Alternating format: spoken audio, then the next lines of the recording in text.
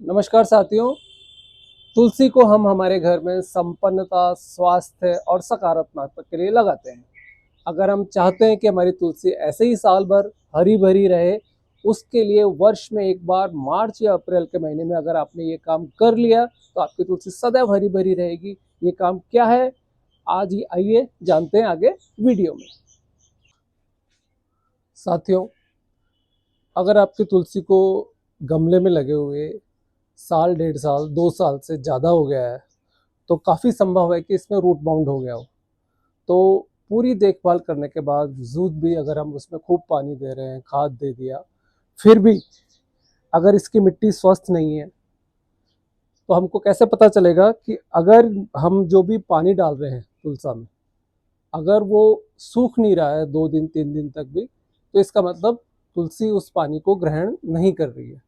तो अगर ग्रहण नहीं कर रही है तो हो सकता है कि रूट बाउंड हो गया हो। अगर 1 साल से ज़्यादा पौधा लगे हुए हो गया है हमारा गमले में, तो हमको उसका रिपोर्ट कर देना चाहिए। रिपोर्ट का मतलब उसी पॉट में से निकाल करके उसकी जो जड़ें होती है उनको हटा करके वापस से लगा देना चाहिए। तो ये काम कैसे करना है, आइए देखते हैं। रिपोर्ट करने के लिए सबसे पहली चीज़ है कि हम उस गमले को एक तरफ मिट्टी में इस तरह से एक साइड से किसी पतली खुरपी की सहायता से इस तरह से हम इसको निकालेंगे। तो एक साइड से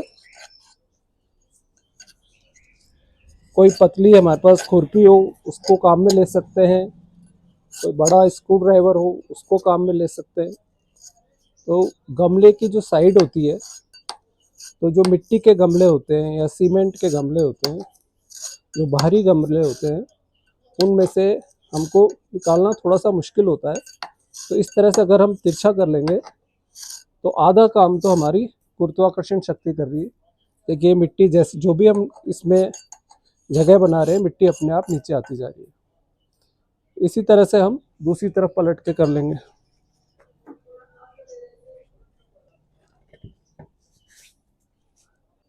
देखिए दूसरी तरफ की मैं मिट्टी निकाल रहा हूँ, थोड़ा सा आपको पास से दिखा देता हूँ कि इस तरह से हम गमले के साथ साथ अपनी खुरपी को चलाएंगे और मिट्टी को थोड़ा सी हम कोशिश करेंगे, थोड़ी सी हमारी धरती माता अपनी गुरुत्वाकर्षण शक्ति से इस मिट्टी को निकालने में हमारी मदद कर रही है।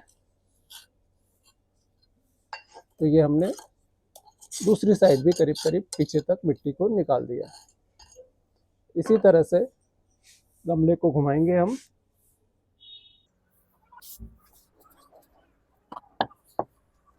तो जब हमने चारों तरफ से मिट्टी को निकाल दिया है तो ये गमला काफ़ी ऐसे अपने आप ही अपनी जगह छोड़ देती है मिट्टी, और ये इस तरह से निकलने को तैयार हो जाता है।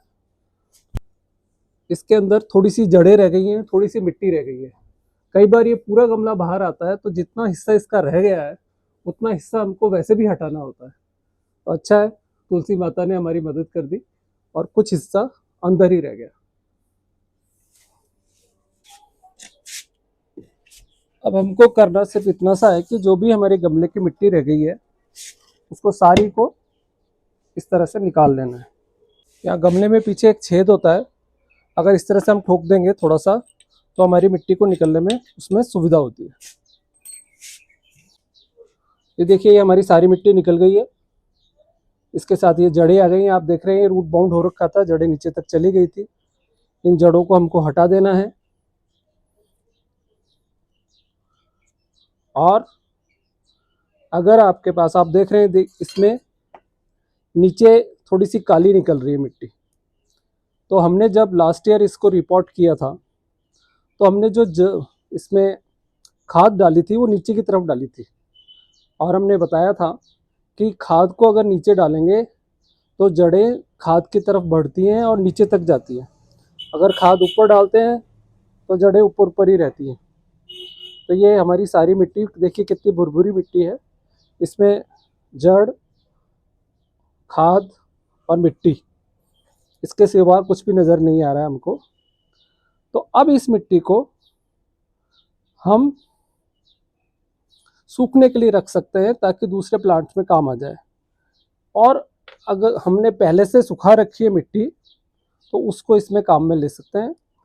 और हमारे पास अगर मान लो मिट्टी नहीं है तो इसी मिट्टी को वापस से हम रिचार्ज करके इसको पुनर्जीवित करके काम में ले सकते हैं। इसको पुनर्जीवित करने का वीडियो मैंने पहले बना रखा है, उसका लिंक मैं आप ऊपर दे दूंगा यहाँ पे, आप उससे देख सकते हैं और उसमें देख करके मिट्टी को वापस से रिचार्ज करना सीख सकते हैं। यहाँ पे भी बता देंगे आपको थोड़ा सा। तो चलिए हम ये मानते हैं कि आपके पास पहले से सूखी हुई मिट्टी नहीं है। इस मिट्टी में हमको किसी तरह के कोई जर्म्स कीटाणु, हालांकि आँख से देखना बड़ा मुश्किल होता है, परंतु वैसे कोई नज़र नहीं आ रहे हैं और पौधा हमारा लगभग स्वस्थ था, तो हम इसी मिट्टी को चाहें तो काम में ले सकते हैं। तो इस मिट्टी में हमको खाद को मिलाना है। तो खाद में हम वर्मी कंपोस्ट डाल सकते हैं और कोई गोबर की कंपोस्ट खाद हो वो डाल सकते हैं। देखिए, एक गमले की मिट्टी को रिचार्ज करने के लिए हमको इसमें एक तो इतनी सी नीम खली डालनी है, लगभग 1 मुट्ठी। ये हमारे पास एक पत्ते की खाद है। पत्तियों की खाद आप चाहे तो घर पे भी बना सकते हैं, बाजार में भी मिलती है। 1 मुट्ठी हमने ये डाल दी है। ये कंपोस्ट खाद है, तो गोबर की कंपोस्ट खाद डाल सकते हैं आप, पर मेरे को खुशकिस्मती से ये बकरी की मींगनी की कंपोस्ट खाद मिल गई थी, तो थोड़ी सी हमने ये डाल दी है। तुलसी के पत्तों का हरापन बनाए रखने के लिए हम इसमें इप्सम साल्ट भी डालते हैं। तो थोड़ा सा हम लगभग आधी चम्मच ये इसमें इप्सम साल्ट भी हमने आधी चम्मच करीब डाल दिया। इप्सम साल्ट डाल करके हम इसको आराम से मिला देंगे। तो ये हमारी रिचार्ज मिट्टी तुलसी के लिए तैयार हो गई है। साथियों, अब हमें करना है तुलसी के पौधे को रिपोर्ट करने से पहले गमले में देख लीजिए कि ये छेद जो था तुलसी का, ये है कि नहीं बरकरार। इस गमले में नहीं है तो उसे हमें खोल लेना चाहिए ताकि हमारा पानी ड्रेन आउट हो सके। और इस छेद को हम कुछ इस तरह से, इस ठीकरी जो हमारे दिए होते हैं उसके माध्यम से कुछ इस तरह से ढकते हैं कि छेद ढक भी जाए और हमारा पानी का ड्रेनेज भी होता रहे। तो थोड़ी सी जगह रखते हुए इसको इस तरह से उल्टा रख के हम ढक देते हैं। इसके बाद हमने जो खाद बना रखी है, जो मिक्स तैयार किया है पॉटिंग मिक्स, उसको इसमें डालेंगे। अब तुलसी के प्लांट को लगा के देखते हैं कि इसमें सही फिट बैठ रहा है या नहीं बैठ रहा।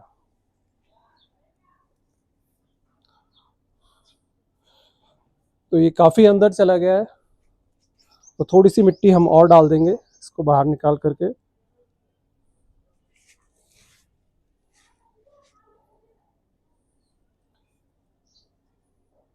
देखिए, प्लांट की जो पहले वाली गहराई थी उससे ज़्यादा गहरा नहीं गाड़ना है हमको।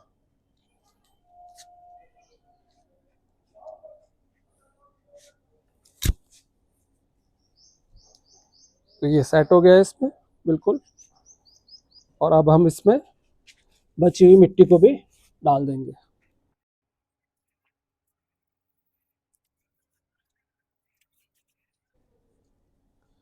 देखिए, आप गमलों में जब गार्डनिंग करते हैं तो साथ के साथ आपकी एक्सरसाइज भी होती रहती है। मैं बार बार मिट्टी को उठाने के लिए नीचे झुक रहा हूँ तो मेरे स्क्वाट्स भी हो रहे हैं, मेरी जांघें भी मजबूत होंगी और गार्डनिंग भी हो रही है। तो gardening is a very much of fun. इसमें आपको गार्डनिंग के साथ साथ एक्सरसाइज भी होती रहती है। आपको अलग से जिम जाने की भी ज़रूरत नहीं है। अब हमको मुख्य काम जो लास्ट में करना है वो इसमें पानी देने का है। तो पानी हम अपने पाइप या किसी बर्तन से दे सकते हैं, और हम चाहते हैं कि इसकी पत्तियों को भी धोया जाए, इस तरह का कोई स्प्रेयर हो तो उससे भी आप धो सकते हैं। जब हमने पूरे प्लांट को ही रिपोर्ट कर दिया है, इसको अच्छी मिट्टी डाल दी है, अच्छी खाद डाल दी है, तो अब इसको अच्छे से हम वॉश भी कर देते हैं। कल जयपुर में काफ़ी आंधी चली थी, तो उससे इसके लीव्स थोड़े से गंदे हो गए थे, इस वजह से मैं इनको धो भी रहा हूँ। देखिए, किसी भी प्लांट को अगर अपन इस तरह से वॉश करते हैं तो ये काम हमको शाम को कभी नहीं करना है, क्योंकि शाम को करते हैं तो प्लांट जो होता है हमारा, उसकी लीव्स काफ़ी समय तक गीली रहती है, और गीली रहने से वो फंगस की शिकार हो सकती हैं। तो जब भी हमको प्लांट्स को धोना है, तुलसी को भी धोना है, तो सर्दियों में तो नहीं धोएं, सर्दियों में वैसे भी बहुत इसको केयर करनी पड़ती है, तब ये सही रहती है। और गर्मी में भी जब भी धोएं तो हमें ये ध्यान रखना है कि धोने का काम हमको सुबह के समय ही करना है, ताकि 1-2 घंटे में ये सूख जाए। धोने के बाद 1 या 1.5 घंटे या 2 घंटे में इसका सूखना बहुत आवश्यक है। वो तभी संभव है जब हम सुबह के समय इसे धोएंगे।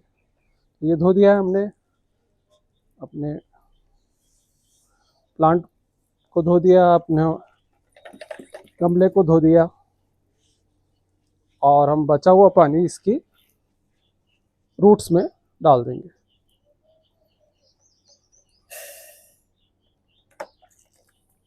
साथियों, गार्डनिंग करते समय मैं पौधों से बात अवश्य करता हूं, और वही सिलसिला जारी रखते हुए पानी देते समय तुलसी माता से निवेदन करता हूं कि वे इस पानी को ग्रहण करें और स्वस्थ और हरी भरी रहें।